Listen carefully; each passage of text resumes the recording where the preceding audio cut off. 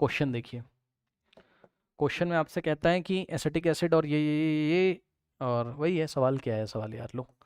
CH3COOH is in equilibrium with acetate ion and H plus ion, CH3COO minus plus H plus, ठीक है। K1 दिया हुआ है कितना, 1 × 1 × 10⁻³ ठीक। एंड एक और रिएक्शन आपको दी हुई है, CH3COO minus plus H2O gives CH3COOH plus OH minus, CH3COOH plus OH minus, और इसका K2 भी आपको x के टर्म्स में दिया हुआ है, x into 10⁻⁻11। Value of x निकालना है, find x, find value of x, है ना। x की वैल्यू आपको निकालनी है। Option A x is equals to 1, option B x is equals to 3, option C is x is equals to 4 and option D is none।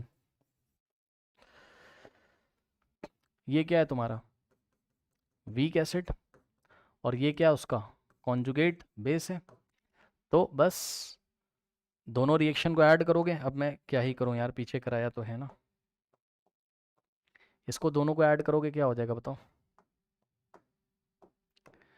ये product से product जाएगा, इसके रिएक्टेंट से ये जाएगा, आंसर क्या आएगा बोलो।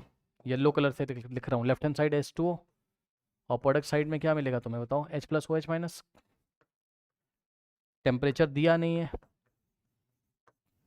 तो इसका इक्विलिब्रियम कांस्टेंट KW कैसे मिलेगा, K1 इंटू K2 से, जिसमें से K1 क्या कहलाएगा, वीक एसिड का डिसोसिएशन कांस्टेंट यानी कि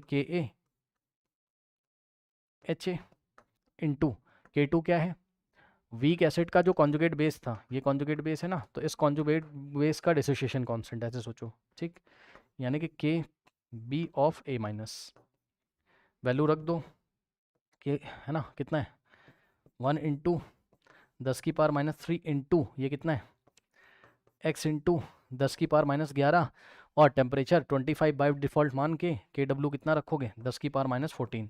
या तो KW कुछ ना कुछ जो दिया होगा वो रख देना, नहीं दिया है तो टेम्परेचर 25 मान के कर लेना ठीक। अब यहाँ से x निकाल लो, कितना हो जाएगा x बराबर 10⁻14, और ये दोनों बेस सेम है, पावर ऐड -3 -11 -14, नीचे आके डिवाइड लगाएगा, आंसर बना जाएगा। कोई ऑप्शन दिया है चेक कर लो, option A is the correct option. ठीक है स्टूडेंट्स, इस तरीके से हम क्वेश्चंस को हैंडल करेंगे।